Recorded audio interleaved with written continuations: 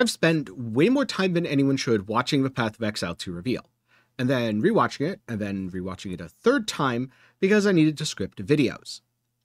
And so, mostly just to make myself feel better about all that sunk cost, and also maybe to share something cool with you, I'm going to talk about 4 things from the reveal that you might have missed, and then 2 things from the Q&A that I just personally found very interesting. And so, without further ado, let's get into things. Starting with number 1, Jeweler's Orbs in Path of Exile 2 are deterministic. In this very short clip, during the support gem section of a reveal, we can see a couple Jeweler Orbs being applied to items. Remember, unlike in Path of Exile 1, the sockets for your supports are now on your skills rather than on your gear. The sockets on your gear are completely unrelated. They're kind of like enchantments or maybe the crafting bench. And just like in PoE 1, you max out at 5 supports for a skill, so Jeweler's Orbs are how you get there. Speaking of skills, the UI is way cleaner than Path of Exile 1. For example, here we have Sunder. You can see how many sockets, some cool artwork, all sorts of detailed information about how the skill functions, and there's a tab in the tooltip, which is really cool, because that means you can see what the main strike does, and then see additional properties of the wave.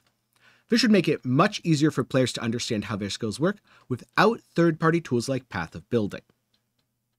Next up, as part of a passive tree section, GGG teased a couple passives, and they look really strong. But they teased a couple others as well.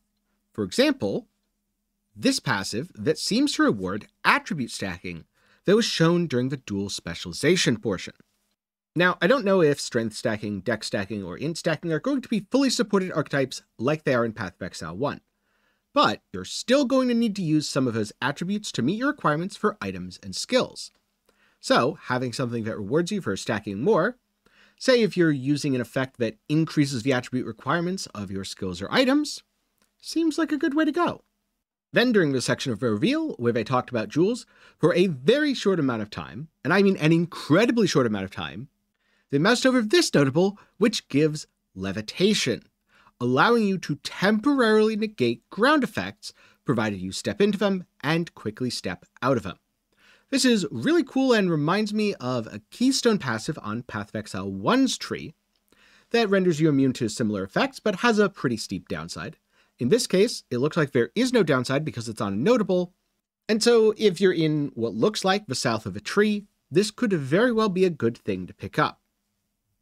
In the Trial of Asekimus footage, they may have leaked the name of the end boss, Zarok the Eternal, because after all, if you're using the Last Flame, the unique relic, Zarok the Eternal drops Temporalis, and very likely Zarok the Eternal is the final boss, since we know, on the original scripture, Lycia drops the original sin.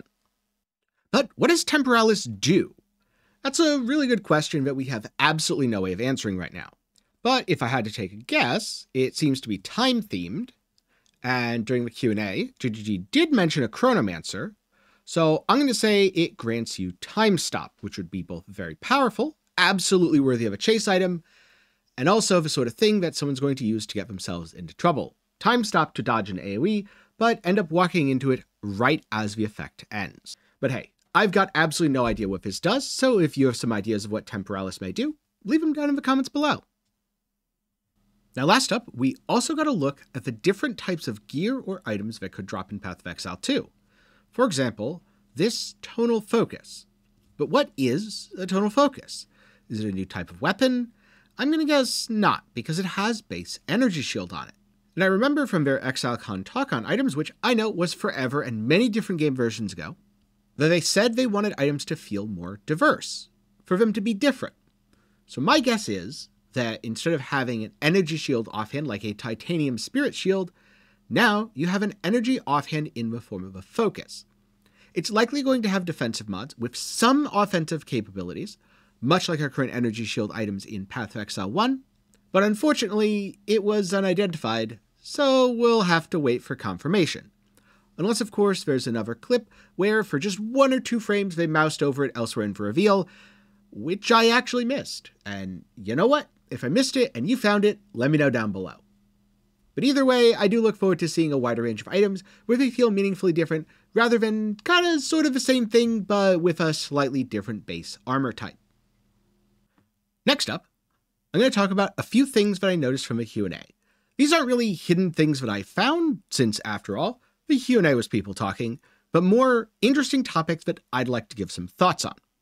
And so first up, a discussion about rarity. The way that rarity now works, where the mods get better as rarity increases, and also things like the you get better currency rather than just it means we don't have to have like the spam of items that's like crazy. Like you actually feel like that you kill a boss and it drops good shit, as opposed to just lots of shit. That's I'm a big fan of how this feels. I think it's a lot better. But it does mean though, of course, if you're a PoE1 player and you see a boss kill, like the number of like the expectation of like, because a PoE1 player looks at the amount of spam on the screen to some level as the way of like knowing how good the drops were. Now, of course, you got item filters and everything. We kind have of quantity that. brain rot. Yeah, exactly. So exactly, that is a good way of putting it. It really is more about like, are the items actually good? Like, ideally, you kill a boss and you pick every item it drops up. Like that is to me is a win, and I think we're basically getting it at that point. This explains a lot. Like how whenever you see a boss get killed, it's not this giant loot explosion. There isn't more loot, the loot is just much better.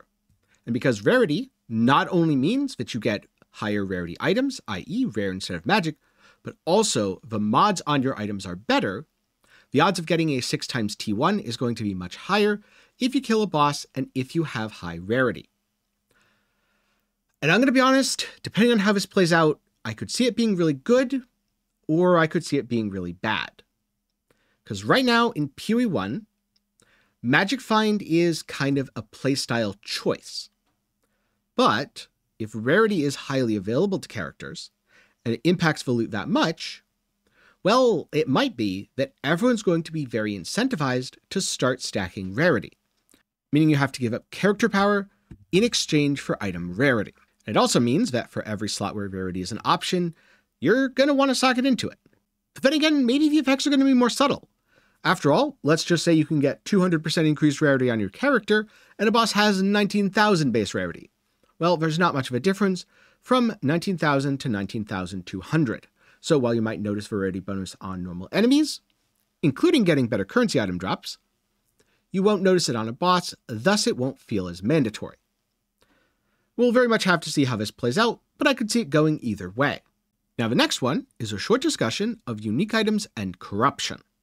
And then you told me about a new unique result, which I don't know if you want to spoil or not. 100%. Yeah. It's cool. It's so cool. I'm surprised you even got that one past Rishi, honestly.